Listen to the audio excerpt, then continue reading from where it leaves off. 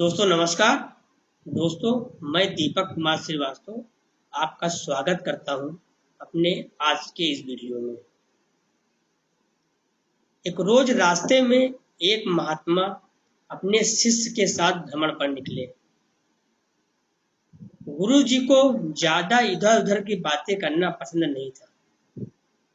कम बोलना और शांति पूर्वक अपना कर्म करना ही गुरु जी को प्रिय था।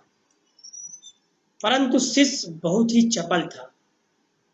उसे हमेशा इधर उधर की बातें ही सूझती। उसे दूसरों की बातों में बड़ा ही आनंद आता था। चलते हुए जब वो तालाब से होकर गुजर रहे थे तो उन्होंने देखा कि एक झींवर नदी में जाल डाले हुए है। शिष्य यह सब देखकर खड़ा हो गया और झींवर को अहिंसा परमो धर्मा का उपदेश देने लगा। लेकिन झींवर कहाँ समझने वाला था। पहले उसने टाल मटोल करनी चाहिए और जब बात बहुत बढ़ गई तो शिष्य और झींवर के बीच झगड़ा शुरू हो गया। यह झगड़ा देख गुरु जी उनसे बहुत आगे बढ़ गए थे, वापस लौटे और शिष्य को अपने साथ चलने को कहा एवं शिष्य को पकड़कर लेके चले गए। गुरु जी ने अपने शिष्य से कहा, बेटा हम जैसे साधुओं का काम सिर्फ समझाना है, लेकिन ईश्वर ने हमें दंड देने के लिए धरती पर नहीं भेजा है।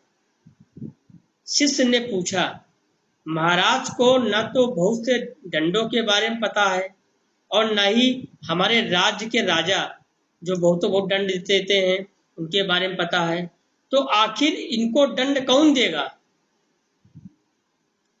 शिष्य की इस बात का जवाब देते हुए गुरु जी ने कहा, बेटा तुम निश्चिंत रहो, इसे भी दंड मिलेगा। इसके लिए दंड देने वाली एक अलौकिक शक्ति दुनिया में मौजूद है, जिसकी पहुंच सभी जगह है। ईश्वर की दृष्टि सभी तरफ है और वो सब जगह पहुंच जाते हैं। इसलिए अभी तुम चलो, इस झगड़े में पड़ना गलत होगा, इसलिए इस झगड़े से दूर रहो। शिष्य गुरु जी की बात सुनकर संतुष्ट हो गया और उनके साथ चल दिया। इस बात को ठीक 2 वर्ष ही बीते थे कि एक दिन गुरु जी और शिष्य दोनों उसी तालाब से होकर गुजरे। शिष्य भी अब 2 साल पहले की वह झींवर वाली घटना भूल चुका था। उन्होंने उसी तालाब के पास देखा कि एक चुटियल सांप बहुत कष्ट में था। उसे हजारों चींटियां नोच नोच कर खा रही थी। शिष्य ने यह दृश्य देखा और उससे रहा नहीं गया। दया से उसका हृदय पिघल गया।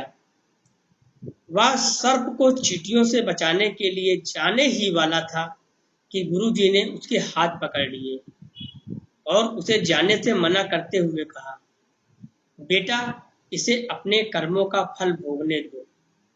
यदि अभी तुमने इसे रोकना चाहा तो इस बेचारे को फिर से दूसरे जन्म में यह दुख भोगने होंगे, क्योंकि कर्म का फल अवश्य ही भोगना पड़ता है। शिष्य ने गुरु जी से पूछा, गुरु जी इसने कौन सा कर्म किया है जो इस दुर्दशा में फंसा हुआ है। गुरु महाराज बोले, यह वही झींवर है जिसे तुम पिछले वर्ष इसी स्थान पर मछली न मारने का उपदेश दे रहे थे और वह तुम्हारे साथ लड़ने के लिए आग बबूला हुआ जा रहा था। वे मछलियां ही चींटी हैं जो इसे नोच नोच कर खा रही हैं। यह सुनते ही बड़े आश्चर्य से शिष्य ने गुरु जी से कहा, यह तो बड़ी ही विचित्र न्याय है। गुरु जी ने कहा, बेटा इस लोक में स्वर्ग नरक के सारे दृश्य मौजूद हैं। हर क्षण तुम्हें ईश्वर के न्याय के नमूने देखने को मिल सकते हैं। चाहे तुम्हारे कर्म शुभ हो या अशुभ, उसका फल तुम्हें भोगना ही पड़ता है। इसलिए ही वेद में भगवान ने उपदेश देते हुए कहा है, अपने किए कर्म को हमेशा याद रखो या विचारते रहो कि तुमने क्या किया है, क्योंकि ये सच है कि तुमको वहां भोगना पड़ेगा। जीवन का हर क्षण कीमती है, इसलिए बुरे कर्म के साथ व्यर्थ जाने मत दो। अपने खाते में हमेशा अच्छे कर्मों की बढ़ोतरी करो, क्योंकि तुम्हारे अच्छे कर्मों का परिणाम बहुत सुखद रूप से मिलेगा। इसका उल्टा भी उतना ही सही है, तुम्हारे बुरे कर्मों का भी फल एक दिन बुरे तरीके से भुगतना पड़ेगा।